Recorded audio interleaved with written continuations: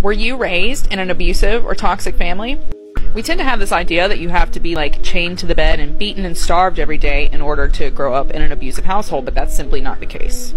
There are many more subtle signs that you grew up and were raised in a dysfunctional home. So let's break it down.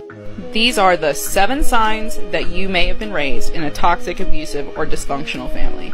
Number 1, no true sense of self. That's right. We develop our earliest idea of self in the early days of childhood, and we do that by exploring, by experimenting, by speaking up, learning how to set boundaries. And in the toxic and dysfunctional family, this isn't an option. Number 2, a lacking sense of self-esteem. Tied to our self-identity, our self-esteem also has to be built, and it's usually done during the earliest days of our childhood and adolescence. In the toxic family, that's not an option. You're torn down, belittled, and taught that you're inferior in every single way.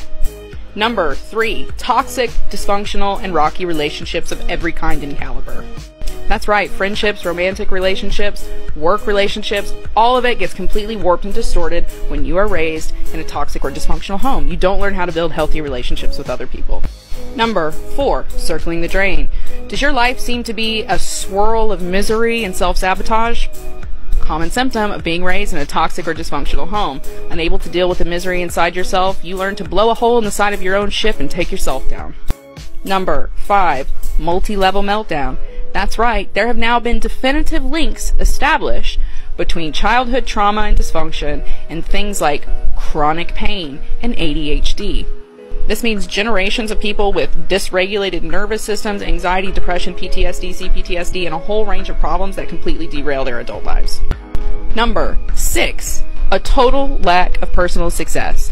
Whatever your personal dreams and goals are, it's pretty hard to accomplish them if you don't get a strong foundation of regulation, both executive and emotional, in childhood. When you're raised in a dysfunctional home, you learn to self-sabotage, to react rather than think through your emotions and your situations, and that leads to lives in which it's hard to be successful on any level. And last but not least, number 7, physical collapse. As mentioned at the top, there have been definitive links between physical deterioration and chronic childhood dysfunction and abuse. Your body's not a finite system. When it's constantly exposed to trauma, even if it's only emotional trauma, it starts to degrade. It breaks down. Your nervous system has a limited charge. It can't handle all the chaos all the time, so your body breaks down. Want to break out of these patterns and learn how to authentically be yourself? Follow for more.